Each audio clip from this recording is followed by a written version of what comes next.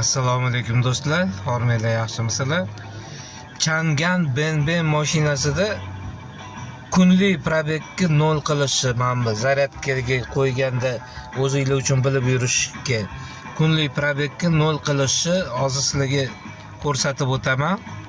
Bu Changan oddiy versiyasi, prostoyi va monitorsiz.